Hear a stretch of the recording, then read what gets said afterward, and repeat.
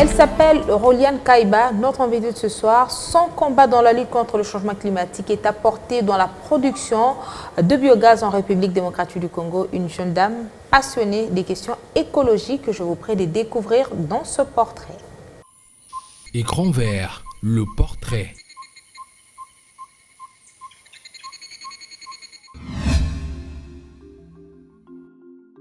Roliane Kaïba est coordonnatrice nationale de Greenpeace Network, ingénieure de formation en météorologie. Elle est spécialiste dans les questions environnementales avec un focus sur la lutte contre le changement climatique et la promotion des énergies renouvelables. Roliane Kaïba aime le terrain afin de concilier la théorie à la pratique.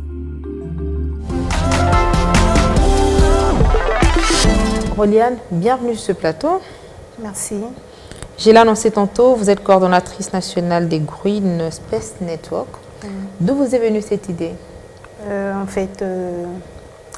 L'idée est partie du constat dans la ville de Kinshasa, de l'insalubrité qui est en train de battre le record. Alors, déjà, quand je suis arrivée en deuxième génie de l'université, je faisais déjà ces constats pour voir quel serait mon sujet de mémoire. Et c'est alors que, du coup, je me suis mis à travailler sur ça et à faire de recherches. Cela a abouti à pouvoir travailler sur la production du biogaz. Et après, donc, je peux rencontrer des aînés dans le secteur qui m'ont accompagné dans ce que je faisais déjà sur le terrain. C'était déjà du concret. Et ils m'ont poussé à pouvoir créer l'ONG qui pour ne pas se limiter, en fait, pour m'élargir. Voilà. Une femme qui s'intéresse à l'ingénierie, c'est quoi qui t'avait poussé à faire ça? Tu l'as hérité de quelqu'un dans la famille? En fait, non. Je n'ai pas hérité ça de quelqu'un dans la famille. C'était un combat pour moi de pouvoir faire l'ingénierie parce que mon père au départ ne voulait pas de ça. Alors je suis la seule fille de la famille qui est partie de ces côtés-là pour faire l'étude des ingénieurs. Alors c'était un combat pour moi et à la fin je suis sortie vainqueur et je puis aller faire ce que je voulais afin de réaliser mon rêve. Alors, vous dites que vous travaillez dans le domaine du changement climatique. Lorsqu'on parle des Greenpeace Network, vous travaillez dans la lutte contre le changement climatique, les énergies renouvelables et l'assainissement.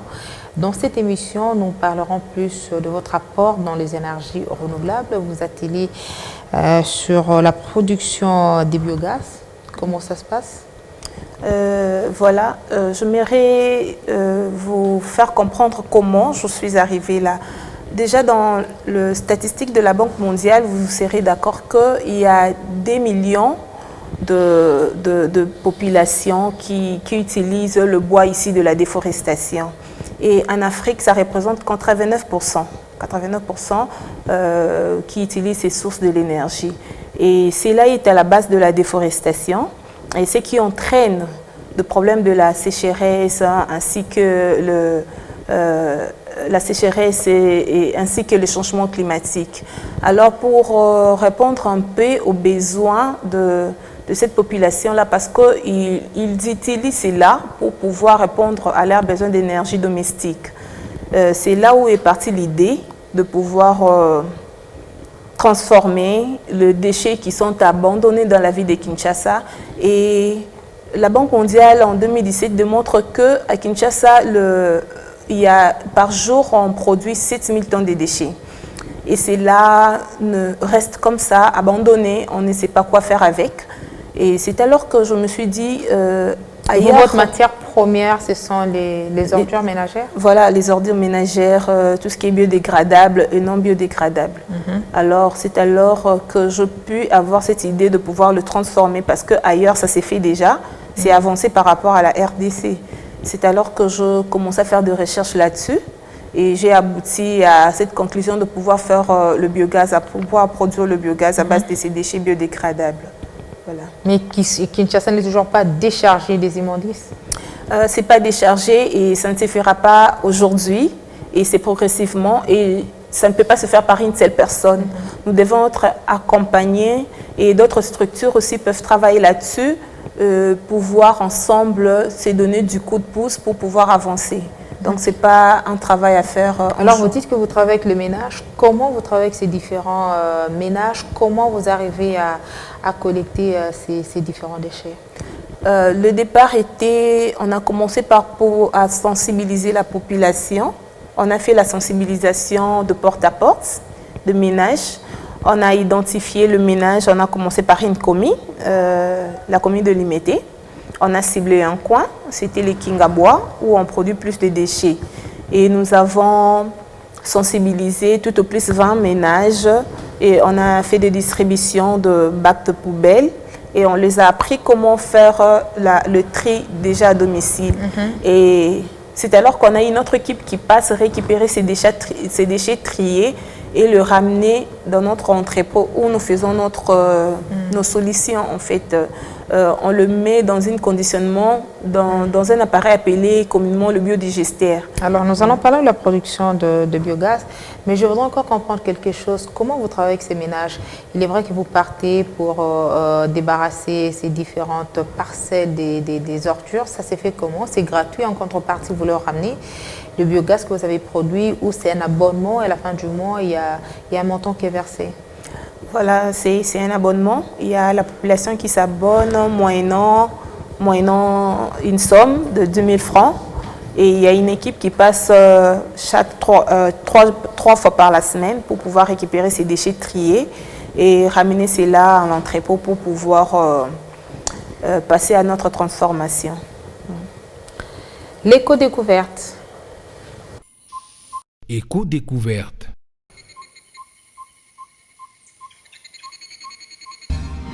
De nos jours, une espèce menacée est déclarée protégée, le perroquet gris du Congo, appelé aussi le perroquet jaco ou gris du Gabon, est une espèce d'oiseau de la famille de Psittacidae.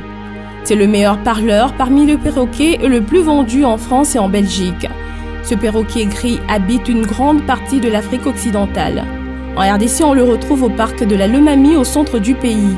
Pesant environ 500 grammes, frugivore et granivore, il mesure 35 à 42 cm. La femelle pond de 3 à 4 œufs dont l'éclosion a lieu après 30 jours. Il a une durée de vie pouvant aller jusqu'à 80 ans, même si la plupart des individus ne dépassent pas les 30 ans.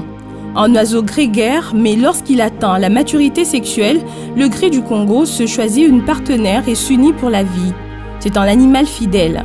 Le nombre de coris du Congo régresse sensiblement de suite d'une négoce. Ainsi, son commerce est désormais devenu réglementé.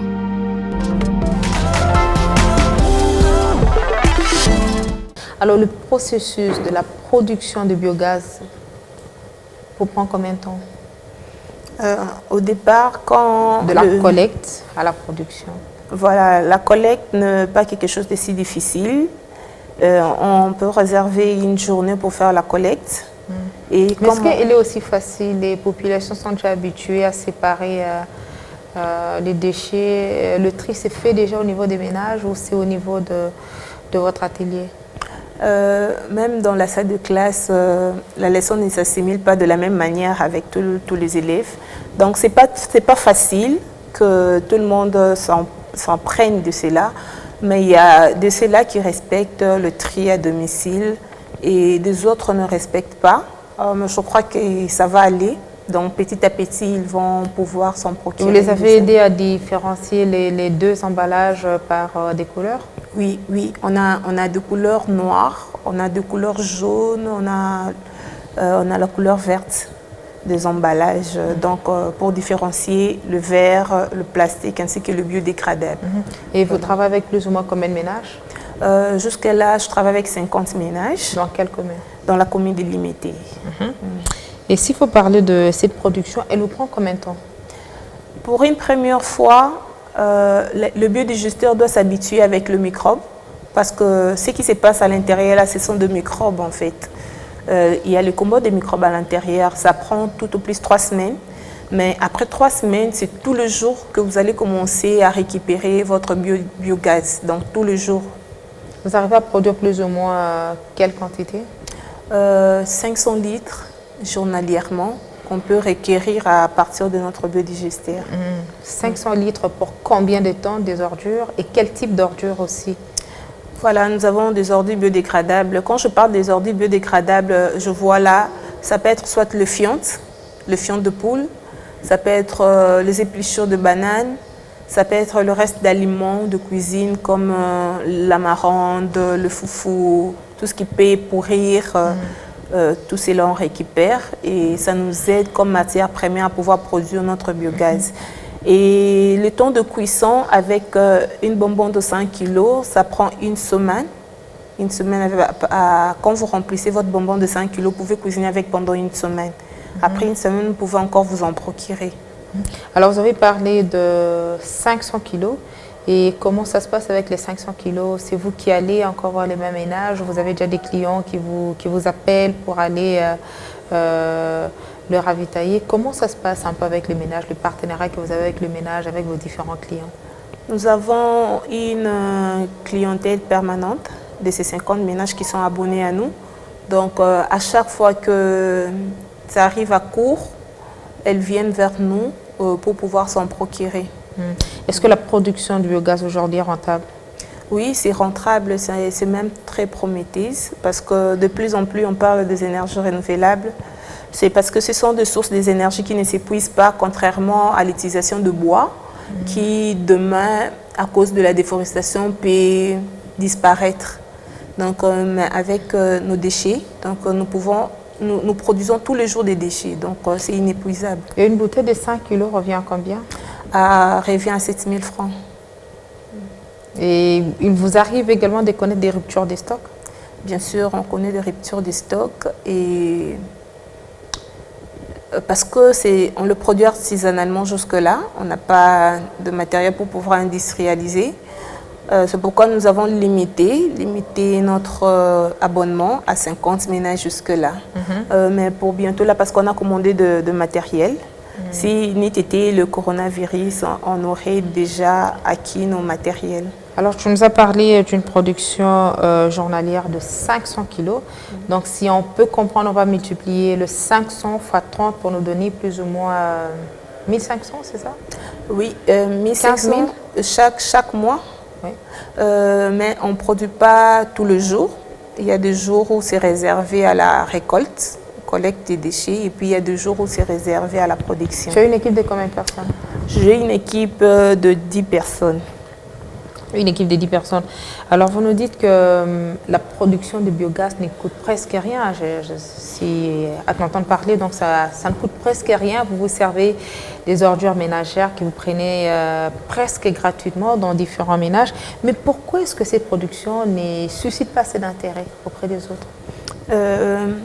Si ça ne coûte pas vraiment grand-chose, on ne dit pas que ça ne suscite pas d'intérêt, sauf qu'on n'en parle pas souvent à Kinshasa. On n'en parle pas souvent. Mais de plus en plus, et de gens apprennent au travers des émissions que nous faisons, au travers de nos activités sur terrain, au travers de nos expositions. On s'est fait connaître par la population et de plus en plus, on a beaucoup de demandes. Vous avez beaucoup de demandes, mais après, à limiter, vous comptez également vous étendre dans d'autres communes une fois que vous arrivez à une production industrielle? Oui, bien sûr. Est-ce que vous avez le rêve aujourd'hui de couvrir toute la République démocratique du Congo? C'est mon combat de tous les jours. On parle des autres structures qui produisent le gaz, mais pas vous, pourquoi? Il y a une différence et c'est que les structures d'aujourd'hui qui vendent le gaz, ce ne sont pas du biogaz. Okay. Et c'est d'abord quoi la différence entre vous et d'autres structures qui produisent le gaz?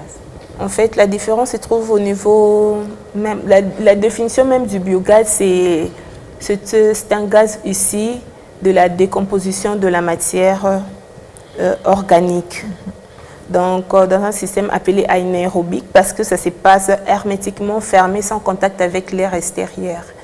Et d'autres gaz, ce sont des gaz qui sont produits naturellement, qu'on peut même récupérer. On voit dans le lac Kivu, il y a du gaz qu'on peut, une fois installer vos équipements, vos matos, vous pouvez le récupérer et passer au traitement. Donc, nous, il faudrait juste récupérer des déchets et pouvoir produire cela. Et ça fait combien de temps que vous travaillez dans ce domaine? C'est depuis 2017. Aujourd'hui, ça va faire 3 ans. 3 ans, oui. Et vous sentez que l'avenir est prometteur? Oui, c'est prometteur parce que de plus en plus, on a de partenaires, des gens s'accrochent à nous, on commence bien à s'intéresser à nous et voilà. Dites-nous, qu'est-ce qu'il faut éviter dans l'utilisation du biogaz? Ce qu'il faut éviter, c'est comme tout autre gaz, ça s'enflamme. Alors, on a le mode d'utilisation qu'on apprend à la population une fois que vous achetez. On remet de mode un bout de dépliant pour vous apprendre comment l'utiliser et ce qu'il faut éviter. Donc, après avoir utilisé, prenez soigneusement compte de bien fermer votre four et éviter d'utiliser d'allumettes pendant que vous êtes en train de faire votre cuisine, d'allumer ou de cigarettes, de peur que ça puisse s'enflammer. Et sinon, en dehors de ça, il y a plus d'avantages que des inconvénients. Voilà. Et dans la production de biogaz, qu'est-ce qu'il faut éviter? Sur quoi est-ce qu'il faut plus veiller?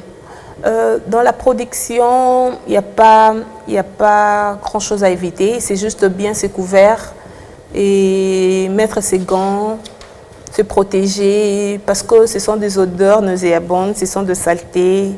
Et donc, on essaye de pouvoir le faire devenir quelque chose d'utile et qui peut servir à la population congolaise. Alors, une autre solution alternative que vous proposez dans la lutte contre le changement climatique en République démocratique du Congo pour lutter contre la déforestation, qui est une des sources principales aussi qui accentue le changement climatique à travers le pays, c'est la fabrication des briquettes. Oui. Ça se passe comment avec les briquettes aussi? Avec les briquettes, ça se passe presque de la même façon. Après la collecte, c'est toujours le même type de déchets qu'on utilise, donc des déchets biodégradables, notamment même des feuilles mortes. Même déchets, même processus? C'est pas le même processus, mais même type de déchets, en dehors de fientes.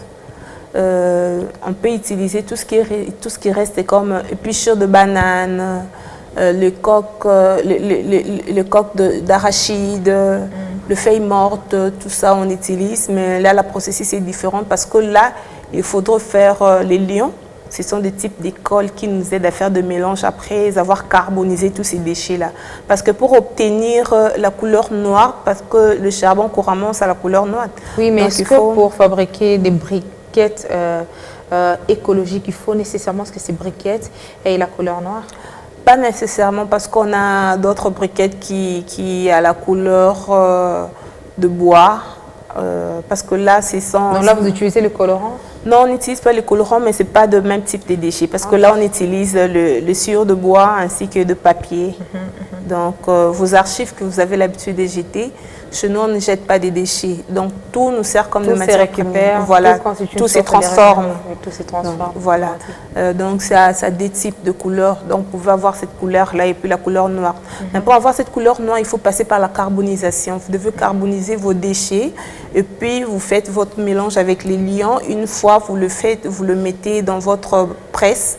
Et à la fin, vous obtenez la forme, je ne sais pas, cylindrique, ça dépend de quelle forme vous voulez avoir à la fin. Et ça peut prendre combien de jours comme ça, cette production? Avec quelle capacité aussi? Une journée suffit pour faire le briquette. Et ça prend une journée suffit pour produire des briquettes. Quelle quantité? Avec la presse que nous avons, nous pouvons produire jusqu'à 1000 kilos. 1000 kilos pour combien de temps de déchets que vous avez à utiliser? Ça dépend. Avec 300 ou 800 kilos journalièrement, on peut produire aussi autant de briquettes. Donc. Les briquettes que vous mettez déjà sur le marché, et ça revient à combien? On a des emballages d'1 kilo, on a des emballages de 5 kilos, on a les emballages de 25 kilos. Nous sommes en train de travailler pour pouvoir conditionner maintenant dans le sac, comme on fait dans le Makala. Donc, on veut avoir des entrepôts de vente de briquettes, donc dans de grands sacs, comme des sacs. Et ces briquettes sont utilisées plus dans les foyers améliorés ou n'importe quel type de foyer, même le foyer traditionnel? Dans n'importe quel type de foyer, vous pouvez l'utiliser. Mais nous proposons plus le foyer amélioré parce que là, c'est plus économique. et puis vous rentabilisez votre temps de cuisson. Vous rentabilisez votre temps de cuisson, vous dites que ça revient à 3 000 francs le kilo, c'est ça? Non, le kilo revient à 2500. À 2500. Et ça peut prendre combien de temps? 1 kilo? 1 kilo, vous pouvez faire une cuisine complète et puis vous restez encore avec une partie parce que déjà là, vous réduisez votre temps de cuisson en l'utilisant. Surtout quand vous le combinez avec votre foyer amélioré, vous allez réduire votre temps de cuisson. Et puis l'avantage chez les mamans, c'est que vous n'aurez pas le problème de fumée. Parce que ça ne salit presque pas même de casserole aussi. Il n'y a presque pas de fumée que vous savez qui est aussi à la base de maladies pulmonaires et autres. Donc c'est ça l'avantage. Et vous économisez aussi à la fin du mois, vous allez sentir que vous avez rentabilisé en termes économiques parce que ça coûte moins cher par rapport au charbon de bois. Est-ce que vous aussi vous retrouvez facilement? Oui, sinon je n'allais pas continuer. Et la fabrication de briquets, c'est toujours avec les 50 ménages? Non. C'est un peu plus? C'est un peu plus, voilà. Est-ce que votre fabrication, vous porte une mention jusqu'ici? Pas encore? Non, il n'y a pas encore de nom propre. Mais pourquoi? Qu'est-ce que vous attendez? On a ça, mais on attend pouvoir le faire découvrir à la population lors de notre sortie dans les entrepôts. Lors de leur sortie dans les entrepôts, les briquettes, la production de biogaz, ce sont aussi des alternatives par rapport à la lutte contre le changement climatique qui vous intéresse. Prenons l'éco-créativité. Éco-créativité.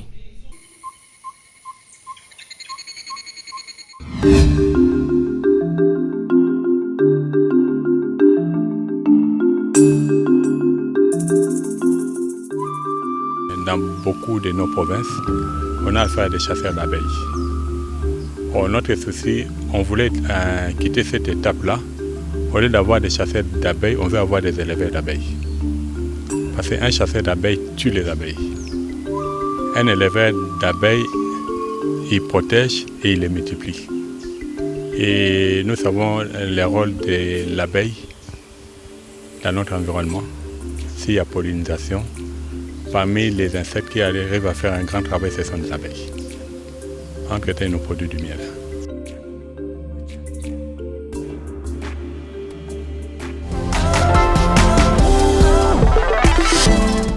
J'ai bien voulu qu'on parle aussi d'une conférence que vous organisez durant le mois de mars. C'est une conférence qui intéresse tout le monde. C'est une conférence qui va parler de quoi? Qui va réunir qui et où? Le thème déjà, c'est les climats, les femmes s'engagent. Pourquoi seulement les femmes? Les femmes, parce que les femmes sont au centre de problèmes climatiques. Ce sont les femmes et les enfants qui sont plus affectés aux problèmes de changement climatique. Et si nous avons voulu parler de ces thèmes, c'est pour sensibiliser ces femmes sur ces questions et leur montrer que ici, en RDC, elles sont souvent mises à côté sur des débats liés au changement climatique et aux questions environnementales. Alors, or, ces femmes-là sont des porteurs de changement, que ce soit dans la prise des décisions, au niveau de foyer. Et pour vous sentez qu'elles sont exclues? Voilà, elles sont exclues. Leur pourcentage de représentation dans le débat de la prise des décisions est vraiment trop faible. Elle est faible, mais c'est la méritocratie aussi. Mais non, oui, il y a des femmes qui travaillent de plus en plus, il y a des femmes qui travaillent sur ces questions, mais elles sont souvent mises à côté sur des débats. Peut-être que vous et moi ou d'autres personnes ont la chance de pouvoir participer dans des différentes réunions, mais ce n'est pas toutes les femmes. Et moi, je pense réunir toutes ces femmes-là, on va les sensibiliser sur ce genre de questions. Non, c'est même ça votre but. Donc, vous les réunissez pour les sensibiliser? Voilà, les sensibiliser, aussi le pousser à pouvoir intégrer quelques recommandations dans leur plan d'action de 2020 qui, à la fin, va nous aider à voir dans quel pourcentage les femmes se sont impliquées à ces recommandations-là. Ça sera une conférence de plus ou moins combien de jours et ça va se passer où?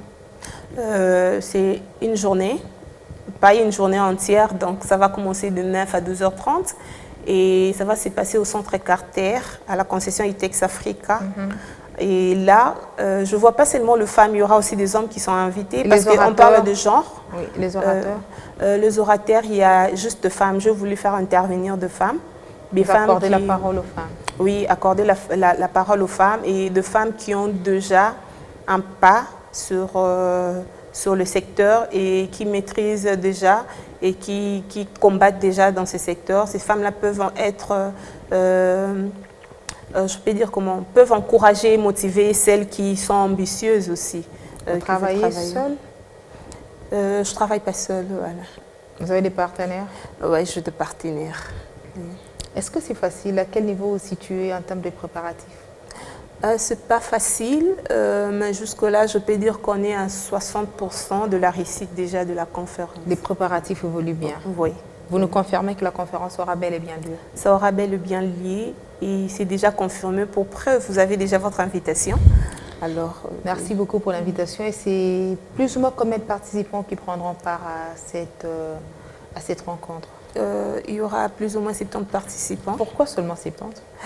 C'est le contrat de la salle. La place est limitée. La salle que nous allons organiser notre activité n'a pas assez d'espace pour réunir plus de femmes. Mais jusque-là, on a des difficultés parce que de plus en plus, il y a des gens qui sont intéressés, qui veulent participer, mais nous sommes contraints de limiter de place. Elle est limitée, nous aussi nous sommes limités, mais Concept Vert n'est pas limité. Apprenons tous, familiarisons-nous avec ces différents termes environnementaux. Il s'agit d'écran vert. Concept Vert. La Convention cadre des Nations Unies sur les changements climatiques a été adoptée au cours du sommet de la Terre de Rio de Janeiro en 1992 par 154 États, auxquels il faut ajouter la totalité des membres de la communauté européenne. Elle est entrée en vigueur le 21 mars 1994.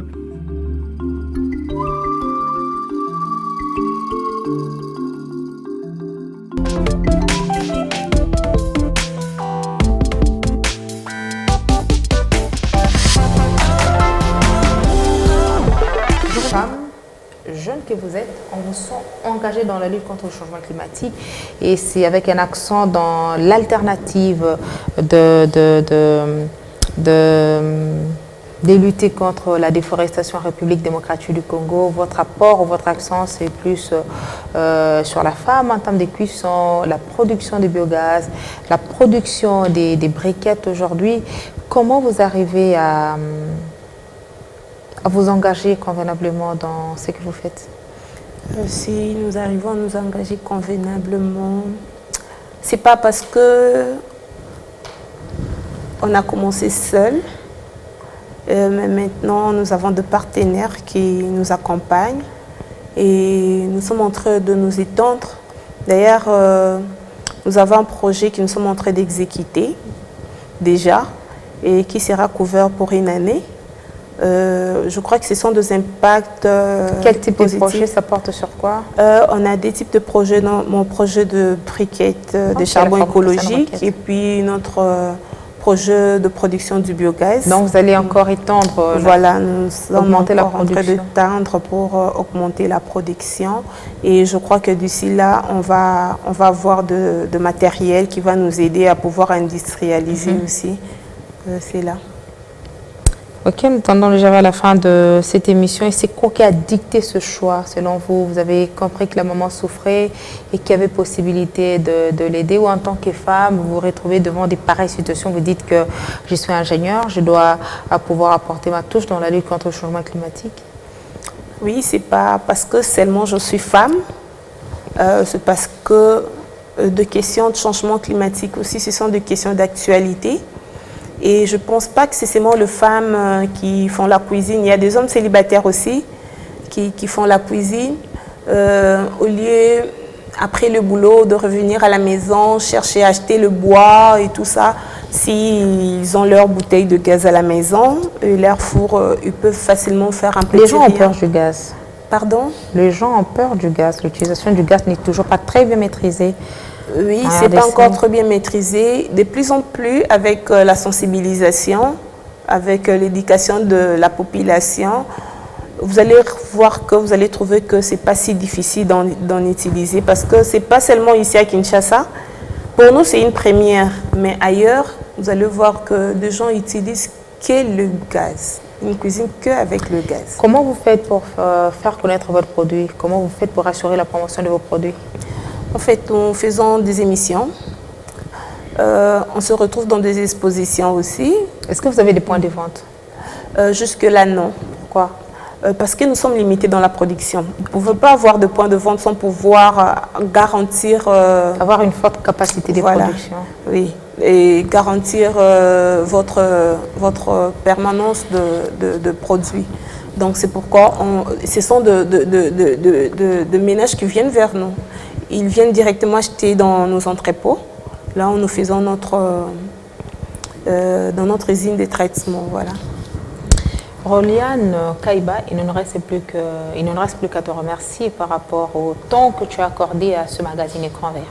Merci à vous aussi de nous avoir reçus. Alors avant de nous séparer, je vais te remettre ce petit carnet, juste pour avoir ta pensée pour la planète, ta contribution que nous dénommons dans cette émission Écran Vert, mon idée pour la planète. Okay, merci.